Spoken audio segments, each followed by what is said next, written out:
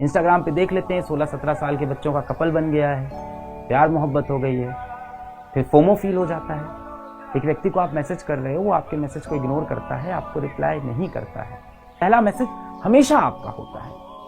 दोस्त से फ़ोन ले लिया है कि भाई हम जा रहे हैं लड़की से बात करने, तुम्हारा फ़ोन दिखेगा, थोड़ा महंगा फ़ोन दिखेगा तो वो इम्प्रेस हो जाएगी। कितने लोग मुझे इंस्टाग्राम पे फॉलो करते हैं, मेरे फॉलोवर प्रिया से ज़्यादा हैं या प्रिया से कम रह गए हैं। एक साथ आप सोचते हो मैं 3-3 लड़कियों से बात करूँगा, दिन भर लगे हुए हैं इंस्टाग्राम पे, कुछ नहीं कर रहे हैं, ना अपनी कोई फ़ोटो डाल रहे हैं, ना कोई कैप्शन लिख रहे हैं, ना स्टोरी लगा रहे हैं, कुछ नहीं। दिन भर बस दूसरों की ज़िंदगी देखे जा रहे हैं, स्क्रॉल करते हुए दूसरों का जीवन देखते जा रहे हैं। इंस्टाग्राम पे देख लेते हैं 16-17 साल के बच्चों का कपल बन गया है, प्यार मोहब्बत हो गई है, फिर फोमो फील हो जाता है। इंस्टाग्राम पे देख लिया 16-17 साल के बच्चों का कपल बना हुआ है तो अंदर से फोमो लगता है कि यार मेरे साथ कोई क्यों नहीं है। फिर कोशिश जारी, व्हाट्सएप पे कोशिश जारी है, दिन भर रात भर। सामने वाले व्यक्ति को आप मैसेज किए जा रहे हो, उनका रिप्लाई आए ना आए, फिर से मैसेज किया, फिर उनका रिप्लाई नहीं आया, फिर मैसेज किया, फिर रिप्लाई नहीं।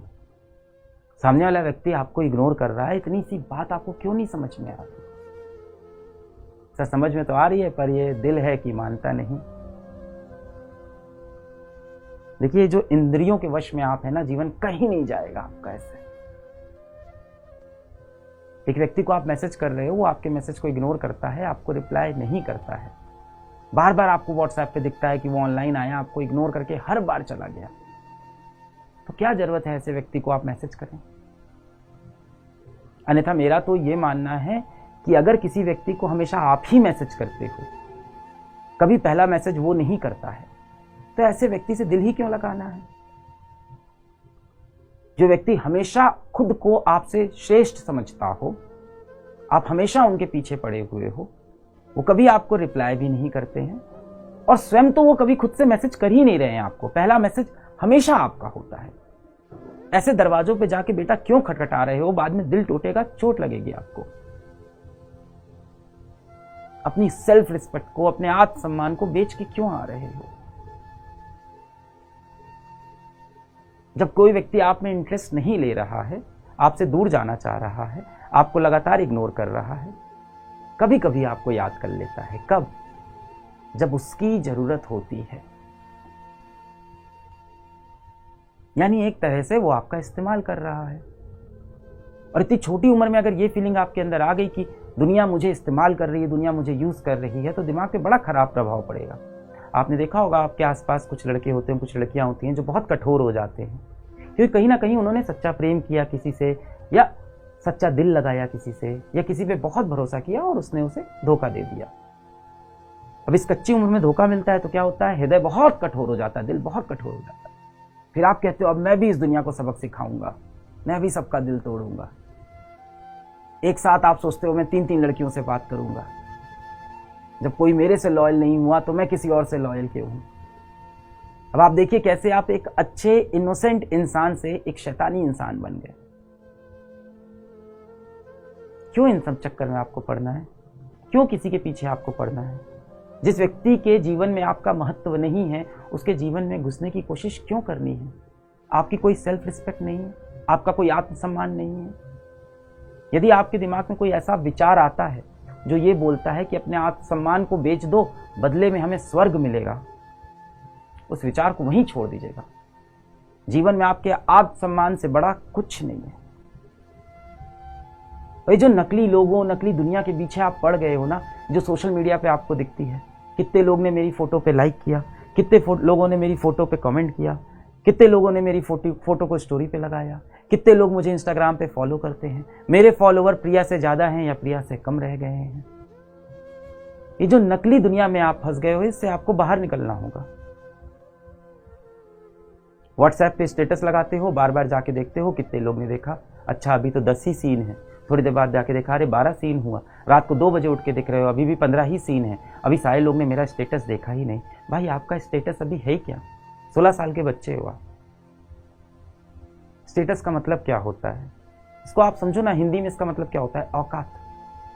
अभी तो बनानी है ना अपनी औकात जीवन में, कि व्हाट्सएप पे ही स्टेटस लगाते रहना है। ये नकली लोग जो तुम्हारा स्टेटस देखते हैं, जिनको आप दिखाना चाहते हो कि आप वो हो जो आप असल में नहीं हो, ये करके आपको क्या मिलेगा?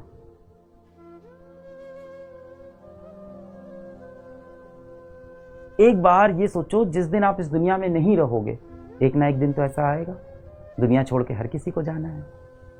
जो आया है वो जाएगा, एक ना एक दिन आपको भी जाना है इस दुनिया से। अपने दिमाग से ये सवाल पूछो कि जिस दिन मैं ये दुनिया छोड़ के जाऊंगा, उस दिन किसको फर्क पड़ेगा? इन बाहरी लोगों को फर्क पड़ेगा जिनके लिए आप लगातार व्हाट्सएप पे स्टेटस लगाते रहते हो, अपनी फोटो एडिट करते रहते हो, इंस्टाग्राम पे जिनके आप रिप्लाई करते रहते हो, जिनके लिए आप इंस्टाग्राम पे लड़ाइयाँ लड़ रहे होते हो, जिनके इनबॉक्स पे आप मैसेज भर रहे होते हो, जिनको इम्प्रेस करने के लिए आप अपने पिताजी को बोलते हो कि मेरे लिए एक बहुत महंगा फ़ोन खरीद दीजिए, क्योंकि आपको लगता है स्कूल में या कॉलेज में या कोचिंग में महंगा फ़ोन दिखाने से आपका स्टेटस बन जाएगा। औकात बन जाएगी आपकी। अपनी औकात, अपना स्टेटस आप ऐसा बनाओ कि जो फोन आप उठा लो हाथ में, वो फोन ब्रांड बन जाए, उस फोन का एक स्टेटस हो जाए। खुद को इस लेवल पे लेके जाओ। क्या है ये? कोई आईफोन, कोई सैमसंग, ये आपकी ब्रांड बनाएगा जीवन में? You yourself is a brand. आप खुद एक ब्रांड हो।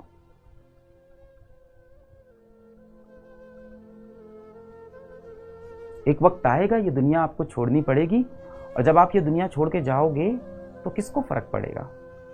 इन नकली लोगों को फर्क पड़ेगा, इन नकली दोस्तों को फर्क पड़ेगा, इस सोशल मीडिया की जो दुनिया है इसको फर्क पड़ेगा? हाँ पड़ेगा सर। RIP लिख के जाएंगे कमेंट्स में आपके लिए। हो सकता हो कमेंट में नीचे बहस भी करे कि देखो इसके मरने के बाद घर वाले ठीक से रोए भी नहीं, देखो इसके मरने के बाद इसका क्रियाक्रम भी कितना सस्ता करा दिया लोगों ने, बड़ा पापी आदमी था, अच्छा हुआ मर गया। इन नकली लोगों के चक्कर में आप फंसे हो। सोशल मीडिया पे अपनी एक दुनिया आपने बना ली है, और बेटा जिस दिन आप ये दुनिया छोड़ के जाओगे ना, इन लोगों को कोई फर्क नहीं पड़ेगा। किसको फर्क पड़ेगा? किसको फर्क पड़ेगा? आपको पता है ना, आपके माता पिता को फर्क पड़ेगा, आपके परिवार को फर्क पड़ेगा, उसी माँ को फर्क पड़ेगा जिसका फोन तुम नहीं उठाते हो। क्या है मम्मी बार बार फोन कर रही हो, अभी दोस्तों के साथ हूं ना, बाद में कॉल करता हूं, मम्मी रखो ना। क्या है मम्मी पढ़ाई कर रहा हूं, अभी डिस्टर्ब मत करो, रखो ना। मम्मी दरवाजे पे बात करनी, मम्मी मैं पढ़ रहा हूं, इतना डिस्टर्ब करो, कैसे पढ़ाई करूंगा? और जैसे ही मम्मी दरवाजा बंद करके जाती हैं, वापस मोबाइल में सोशल मीडिया में आप लग गए हो, रील स्क्रॉल कर रहे हो, कोई वेब सीरीज देख रहे हो, बाहर दोस्तों के साथ बैठे हो, बेवजह के गप्पे चल रहे हैं, बेवजह की बातें चल रही है, किसी को भी डिस्कस कर रहे हैं, बेवजह का समय खराब कर रहे हैं। मम्मी का फोन आता है, मम्मी रखो ना, मैं बहुत इंपॉर्टेंट काम कर रहा हूँ, कोचिंग के नोट्स लिख रहा हूँ, रखो ना मम्मी फोन। क्या है मम्मी बार बार कॉल करते हो, मैं दोस्तों के साथ बिजी हूं ना, बाद में कॉल करता हूँ। उसके बाद बोलोगे अरे यार मेरी मम्मी बहुत फोन करती है, बहुत परेशान करती है, दिमाग खराब कर रखा है मेरी मम्मी ने।